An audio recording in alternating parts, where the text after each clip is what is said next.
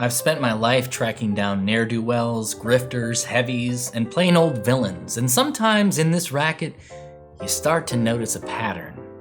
Tinseltown these days has a reputation for pushing progressive ideas, whether that's deserved or not, but I don't think it's fair to say that this has always been the case.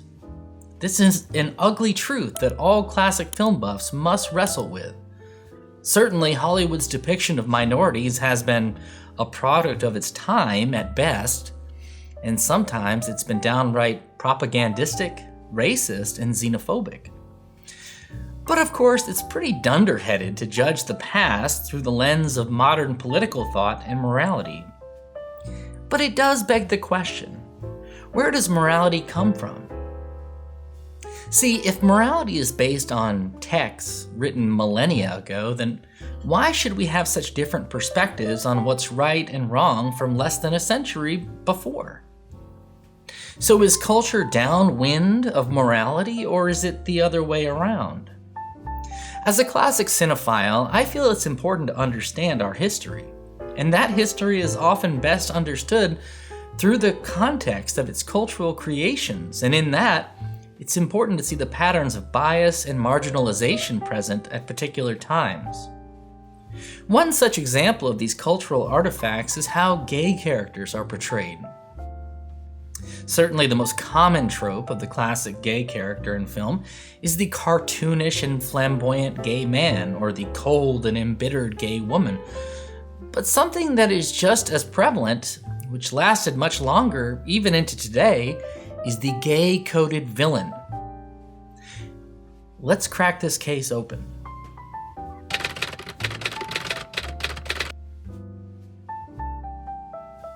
Classic Hollywood operated under a tight set of moral rules, most famously the Hays Code, enforced from the early 1930s through the late 1960s. Under these guidelines, explicit depictions of homosexuality were strictly verboten. But here's the thing about censorship. It doesn't erase ideas. It drives them underground. It creates subtext. It imposes a limitation that forces writers and filmmakers to become all the more creative. Filmmakers couldn't say a character was gay, but they could imply it. And implication became a powerful cinematic shorthand. Queerness, gender nonconformity, emotional intensity, or sexual ambiguity were often used to signal danger, moral corruption, or social instability. Villainous characters often became the only place where these traits could be expressed.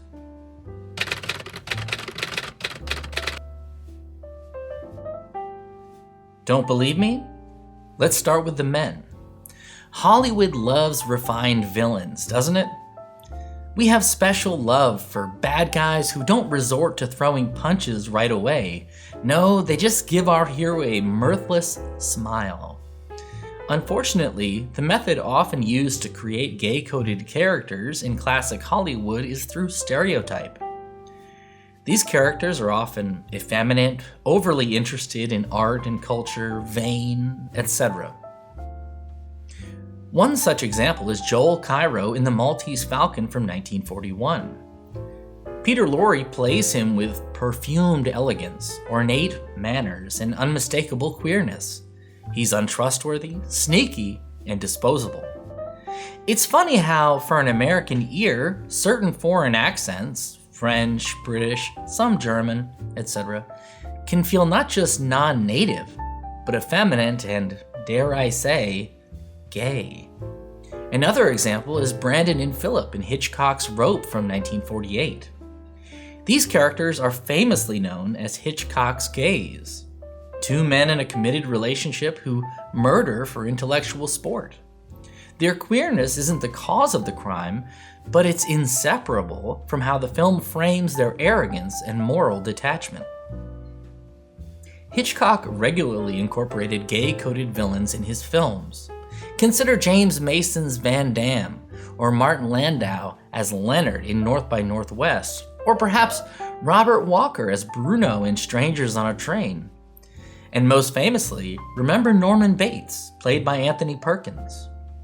Perkins himself was bisexual, and his sexuality was known, at least quietly, in Hollywood circles.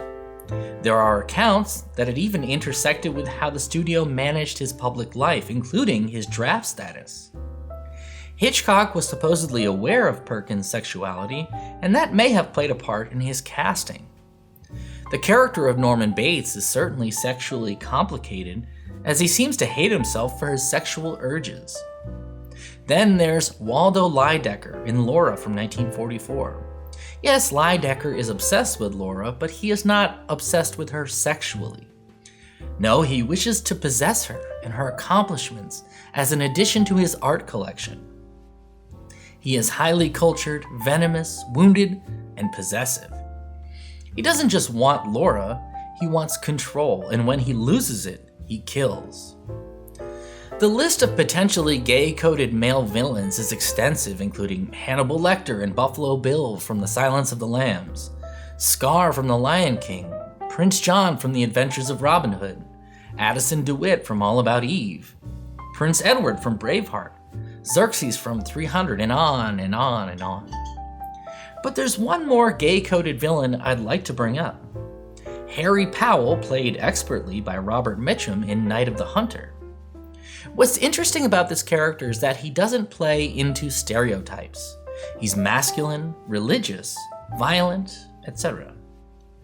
From first blush, he doesn't come off as a gay-coded character, but look closer. Powell, in an important short scene early in the film, watches a showgirl. As he watches her, his face becomes angry and judgmental, and his fist, marked with the hate tattoo, clenches into a violent fist, and then reaches into his pocket where he keeps his switchblade. Almost uncontrollably, he releases the switchblade, cutting through his jacket. He then looks up, as if to God, and says, "There are too many of them. You can't kill a world." Who is them? That's an interesting question.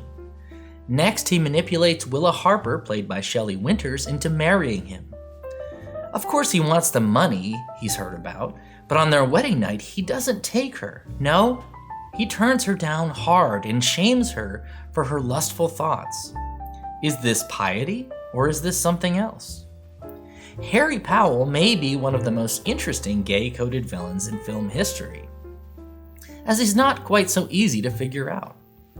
Now, let's take a moment to consider the well-known gay actors in classic Hollywood and how they were cast in films. Let's start with Raymond Burr. You may best know Burr as Perry Mason or Steve Martin from Godzilla, but before that, he was a famous Hollywood heavy. He was large, imposing, emotionally unreadable, and often terrifying. Most famously, he played Lars Thorwald in Rear Window from 1954. There's Hitchcock again. He's a man with no visible romantic life, no warmth, no softness. Just silence, suspicion, and violence. He also played other bad guys.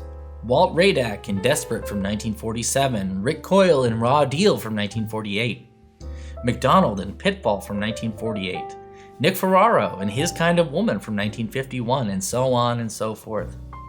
Off-screen, Burr was a gay man forced to invent heterosexual cover stories to survive in the industry. On-screen, Hollywood didn't know what to do with a man like him, so it made him a villain.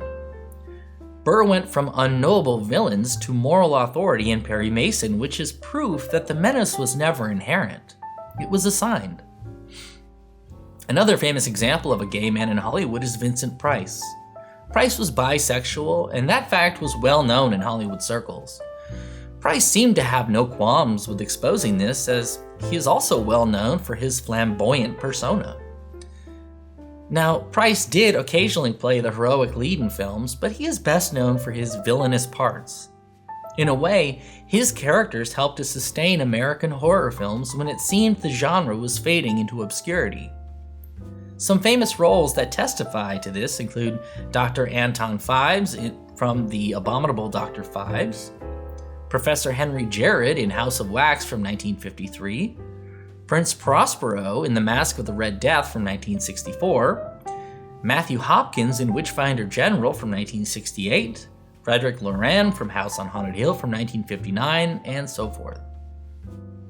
There are other actors I could mention, like Charles Laughton, Cesar Romero, and Tyrone Power, but let's switch gears. Is this trope true only of male characters? What about women? I'm glad you asked. Queer female characters in classic cinema were often framed differently, not as criminals as much, but as corrupting forces.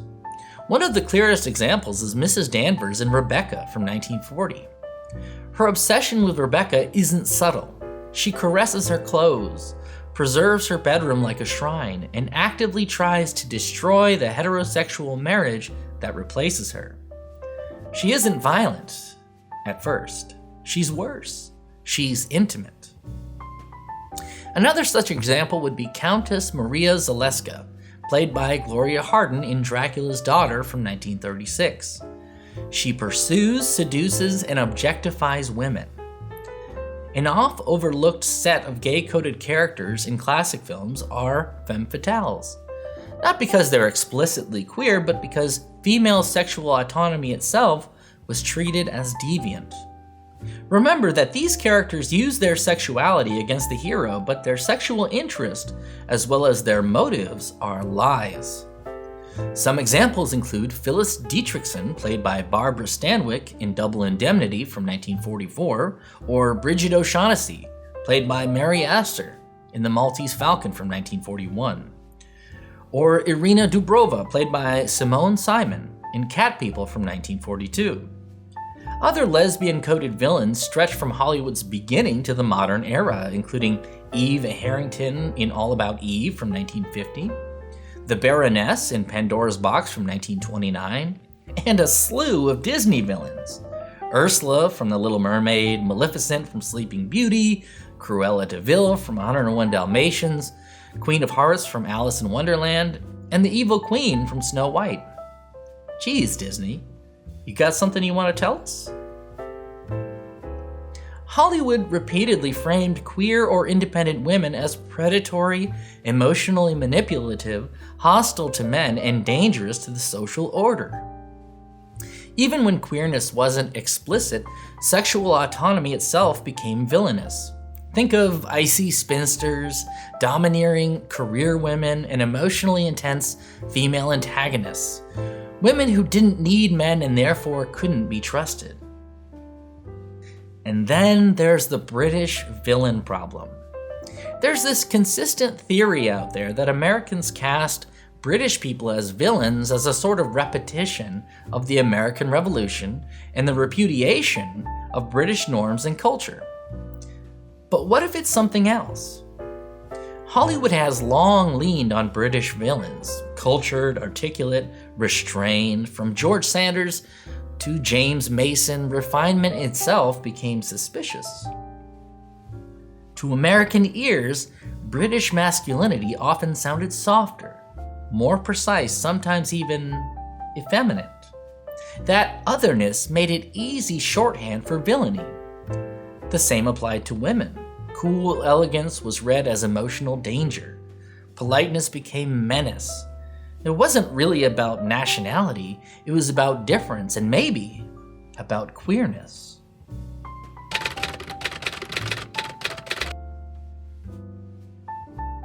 So here's the pattern. Queer-coded characters were allowed to be intelligent, passionate, stylish, and powerful, but they were rarely allowed to be happy. Villains could express desire, obsession, and intensity in ways heroes couldn't. Queerness became cinematic electricity, something dangerous but compelling, and audiences learned the code. A man too refined, a woman too devoted, a character without heterosexual motivation. Through subtext and subversive means, the audience was taught that when we see that in a character, something's wrong. Lock your doors.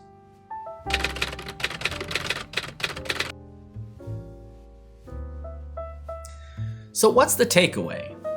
Classic Hollywood didn't invent the idea that queerness was dangerous, but it certainly helped to normalize it. Again and again, film after film. That doesn't mean these movies are worthless. Quite the opposite. Many of these performances are iconic, magnetic, and unforgettable. And hey, many of these gay villain characters have become queer icons in the same way that Lilith has become a sort of mythical hero for rejecting Adam. But what does this all say about classic movies? Should we just throw them away or delete them for not being woke? God, I hate that word. Obviously not. To love classic cinema doesn't mean blinding ourselves to reality or pretending it was innocent. It means that classic film, like art generated from any era, shows a unique lens into the human condition. And it's valuable to understand that, and to investigate the motivations that shape these stories and narrative decisions. The question isn't whether these films are problematic. The question is what they reveal about fear, power, desire, and who was allowed to exist safely on screen. Thank you for watching. This is the Classic Film Detective, signing off.